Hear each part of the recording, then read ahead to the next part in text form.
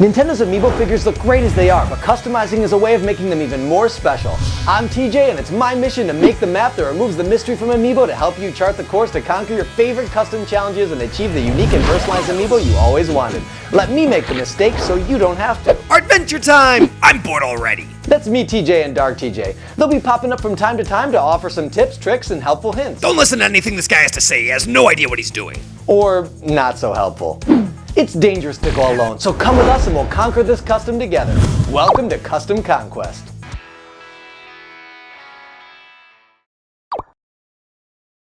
Hey everybody, thanks for finding your way back here. We're at it again, more Koopaling action. This is the second to last Koopaling, which means that this is our 6th installment of the Koopaling series. Today, we're going to focus on the littlest of the Koopalings, Lemmy. Let me at him. DT opening the show with puns. Shut your word hole. Who asked you? I don't know where they come up with this stuff. So, Lemmy has a lot of qualities that make him similar to Larry, the first one in the series. I mean, they both have big colorful mohawks, they both have an extra appendage sticking out of the car. So some of those techniques are going to come in play this time, but we're also going to highlight what is special, unique, and different for Lemmy. Let's get started. No surprises here on the difficulty chart. Lemmy, along with the rest of his Koopaling kin, definitely earned themselves a 9 on the Custom Conquest difficulty scale. To complete this Koopa Kid requires tons of time and lots of love for Lemmy.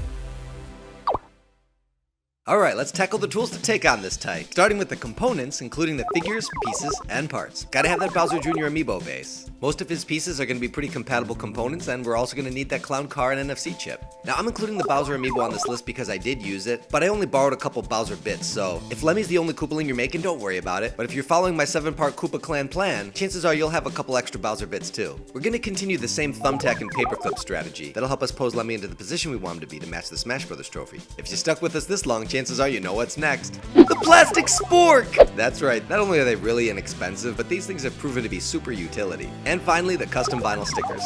Now I know what you're thinking.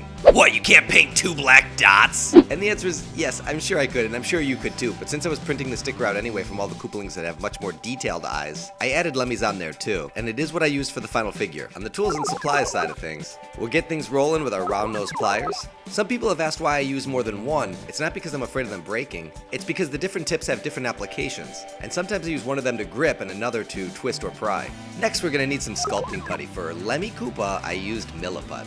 Gotta have that super glue. For the duration of the Koopaling series, I've been using Locktite, and it's really been getting the job done. Put those paint brushes up there. Lemmy's arguably the most colorful of the Koopalings, and every corner's getting covered. And finally, you need a good cutter and some sandpaper. I used a medieval broadsword. Awesome! You already did this joke in the last episode with the katana. No, I used an X-acto Knife, and maybe consider picking up some disposable nail files because they're really cheap, and sometimes it's a little easier to access those hard-to-reach places. Gonna handle this little guy. Starting at the head, we can see that Lemmy has this pastel rainbow mohawk. At the very least, we're gonna have to remove Bowser Jr.'s ponytail and build that on. Lemmy's eyes also dominate the front of his face, so I think Bowser Jr.'s head might be a little bit too sloped and short. So my guess is we're gonna have to remove the eyebrows and the spikes, and chances are we're gonna have to build up on that head a bit. The muzzle area is mercifully very similar, although Lemmy's mouth is open, and he's the only one of the Koopaling boys that doesn't have any teeth, but he is sticking that tongue out there, so I think we could just slip Bowser Jr.'s mouth open and add a tongue. Don't forget that stylish rat tail he has in the back. Lemmy's left hand is in pretty much the same position as Bowser Jr., so we're all good there. And while that arm is bent at a similar angle, I don't think it's going to be long enough, so we're either going to have to extend that arm or sculpt a new one altogether. The other arm might be a little bit trickier. Bowser Jr.'s hand is in a fist, and Lemmy's is gripping the rim of the clown car. Bowser Jr.'s arm is bent at a right angle, and Lemmy's reaching across his body. So the biggest challenge here is just going to be navigating the real estate to make sure we have enough room to get all those pieces in there. Bowser Jr.'s body posture is very hunched over, but Lemmy is not only upright, he's practically jumping out of the clown car. So we're going to have to remove the bib and create the reverse of the shell, and perhaps the most noticeable discrepancy is that extra limb Lemmy's got sticking out there. Now, we've been down this road before with Larry, who also had a leg hanging over the side of the clown car, so we know we can do it, but we can't borrow anything from Bowser Jr., so that's gonna either have to come from another resource or be built from scratch. Out of all the Koopalings, the angle of Lemmy's clown car is probably the most similar to Bowser Jr.'s, and we could get away with leaving it how it is, but I'm gonna try to make it as precise as I can, so we're gonna shift it to the angle that most resembles Lemmy's Smash Bros. Trophy, and then we'll give it the same clown car treatment that we did for the other Koopalings, with some Lemmy-specific stylings. Got it? Good. Here we go. To create Koopa Kid Lemmy, let's take our boy BJ and toss him into the boiling water. After about 90 seconds of soaking, let's pluck him out and pull him apart. Once you got him in pieces, let's separate the bits and start with the head. Pop off the ponytail and let's sand down the horns. Because I know we're going to have to handle it quite a bit to open up that mouth, why don't we address opening up that mouth first? Out of all the Koopalings, the proportions of Bowser Jr.'s muzzle area are the most similar to Lemmy's, but we are going to have to open it, so why don't we use our X-acto knife to clip off that little snaggletooth Bowser Jr. has, and then let's cut very carefully along the line of his mouth. Don't go all the way through, just enough so that you can hinge the mouth open. The corners of Lemmy's mouth are pretty sharp, but don't worry if it doesn't look too clean. We can sand it down and smooth it out with any putty if we need to. I'm going to use my pliers to pry that mouth open and retrain the plastic to set in its new position. To my eye, Lemmy's lower jaw looks a little bit more pointed than Bowser Jr.'s, so I'm going to sand the sides to file it into more of a triangular shape. Now let's build up on the top of his head. I'm actually going to start by sculpting Lemmy's eyes proportional to his nose. That way we know exactly how much we need to build up on his head. As expected, Bowser Jr.'s head is too short and too sloped, and the top of Lemmy's head is a little bit more egg-shaped than the rest of the Koopalings. So the simple solution is just to take your sculpting putty and build up on it a little bit, wet it with some water to make it nice and smooth, and toothpick your way around those grooves. Let's move on to the body. We'll come back for the Mohawk, rat tail, and tongue in a little bit. Very late into the process, I thought I could use Bowser Jr.'s base, but it turned out to not really be the case since it offsets Lemmy too far from the center. But we can leave it on for now because it'll give us a little something to grip. For Lemmy's left arm, we could just leave it completely intact and extend it, but the proportions are a little bit better if we swap it with the right arm. Let's start by cutting off both arms, so I'll cut the hands off right below the bracer and switch sides. We can then re-glue Lemmy's left hand to Bowser Jr.'s right arm, and the proportions line up rather nicely. The right arm is something of a different matter. As I said before, because I handled all these Koopalings simultaneously, I did have some extra pieces available to me, and in this case I did utilize an extra Bowser Jr. left hand to repurpose as Lemmy's right hand. I removed the thumb and reapplied it to the other side. Chances are some of you are not going to have any extra pieces, and it's totally not worth buying an extra Bowser Jr. for that business. So if we're gonna sculpt this thing, let's make a little pancake, add a couple incisions, and adjust it into shape. There's not much in the way of usable plastic for Lemmy's right arm, so let's sculpt that thing, but in order to set the proportions, we're gonna need to get our wireframe assembled first. So let's take a look at Lemmy's leg. Alright, I'm gonna admit it, I wasted a lot of time here. A lot of time. If you remember back to the first Koopaling episode with Larry, then you remember my harrowing tale of using a Bart Simpson Creepy Classics Burger King toy. Well, I did the same thing here. But before you're all like, didn't you learn your lesson the first time? You gotta remember, even though these episodes may be weeks apart, I built these all at the same time, which meant we made the mistakes at the same time. You may recall this tale of me sanding for hours and hours on end, trying to get this piece of plastic to look like Lemmy's leg, but I recommend sculpting this thing. Let's make a little Lemmy log, we'll flatten the bottom and create a little sloped area for the foot, and then just create 2 incisions for the toes. Push the nails into points, and you have in a matter of minutes what took me hours. Okay, I know we're jumping all over the place, but because this guy's position is so tangled, there is a particular order of operations. But now we got our pieces, so let's put them together. I'm gonna use my thumbtack to poke a hole in Bowser Jr.'s body, and I'm gonna repeat that on the end of each arm. Then I'm gonna trim a paper clip and plug the hole and feed the limbs onto the other ends. A lot of testing was required for Lemmy so that I didn't glue anything down until I was absolutely certain it was in the position where it needed to be. This is also a good time to introduce the shell so that you can make sure no part of him is spilling over. Once I bent my paper clips into the proper position and I was certain everything was where it needed to be, I began the process of filling them in with putty. Because there's no flexibility with Milliput after it's already been set,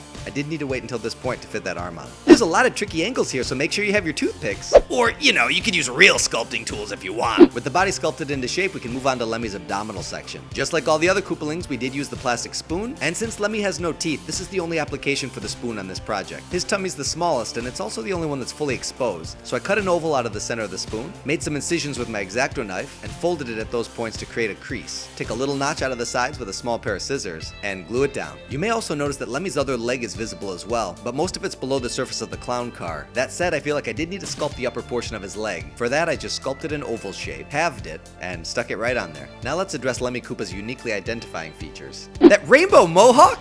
And that protruding tongue. I made that mohawk a number of times using a number of different materials. First, since I really did want it to be plastic, I tried to make it out of some extra swords from a ninja figure that I got from the 99-cent store. They were easy to cut and bend into shape, and I thought it was going to work for a while, but ultimately I just decided that they were too flat and I wasn't going to be happy with it. I tried using Sculpey, but because it does have this little gentle curve about it, I was having a really hard time getting the Sculpey to obey in the time between building and baking. So what I finally used to make the mohawk was Milliput. The thing about Milliput Milliput is you have a pretty small window to work, especially when you're sculpting things so small, but in this case that was an advantage. Milliput's a two-part epoxy, so once I put the pieces together, I let it sit for about 5 minutes to firm up. Then I rolled out a series of cylinders. After that, I pushed them together and cut them to shape. And then I just kind of prodded the tips until they were sitting at the angle that I wanted. This is actually the easy part. The tricky thing is that Lemmy's Mohawk doesn't sit straight. It slopes off to the side a bit. So once I was confident I had everything trimmed to the length I liked, I picked it up and let it sit over my finger. And there it sat for about 20 minutes. I didn't want to take the chances that the shape would in any way change before it was set, so I babysat it. It was a little bit tedious, but it's the only way that I could ensure that it looked exactly how I wanted it to look. Once I was confident that it was semi-set, I finally set it down for it to fully harden. Yeah, or I don't know, you could have just stuck it in some sort of bowl. I'm completely confident that you could find some sloped surface that would prevent you from having to do it this way, but I didn't want to take any chances, so you do what works for you. I certainly thought about sculpting the tongue in the same way, and you definitely could, but I did wind up using my sword from the 99-cent store Ninja. I heated it up a little bit in the boiling water and then curved it to the right angle. You're like a plastic blacksmith. A blacksmith! You see what I have to deal with? And I actually did the exact same thing for the rat tail. It's not that it's hard to sculpt, it's just that I tried the sword first, and it worked. For the spikes on Lemmy's bracers, I just pilfered them from Bowser and glued them on, but if you're gonna sculpt them, just make a tiny little ball and dab it right on there. Now let's get this little guy painted up. Then your paints!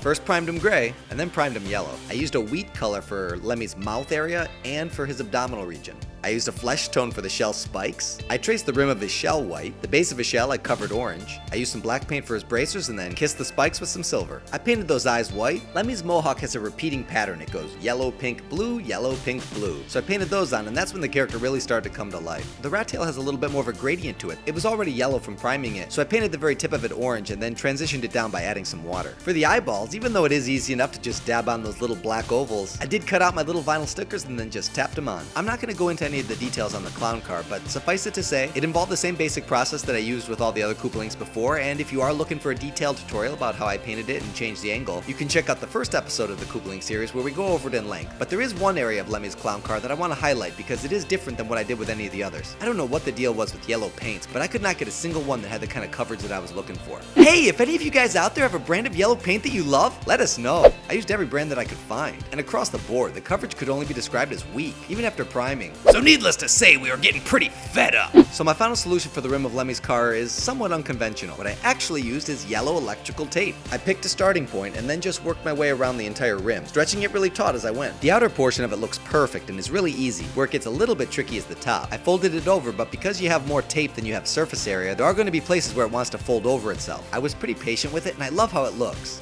And our finishing touch for Lemmy is to add those little orange stripes that he has on the side of his head. I wanted to make sure that my lines were perfectly crisp, so I threw up a couple rough orange lines to use as reference, and then applied a couple orange rectangles that I cut down to size out of some orange electrical tape. And with that, the youngest Koopa Kid joins the clan.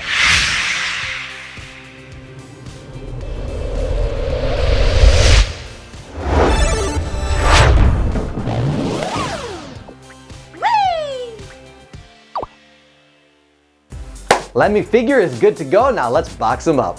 If you want this box, I want you to have it. All you gotta do is download it from a link in the description. And even though Lemmy's eyes are just these easy little black dots with a highlight, I did use the stickers, so I'm gonna make those available too, and you can find them in the description as well. I don't know what's going on with you guys, but your custom Amiibo keep getting better and better. Thanks for sending in your pics. Let's take a look at the ones that came in for this episode.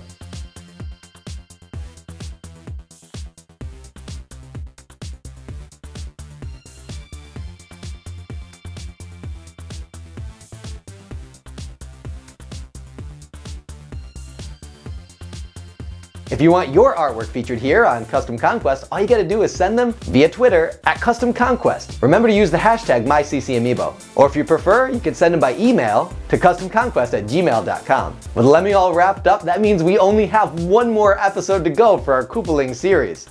I'm excited. I hope you're excited. Thanks for joining us. We'll see you again next time. Thanks for playing. Dark side out.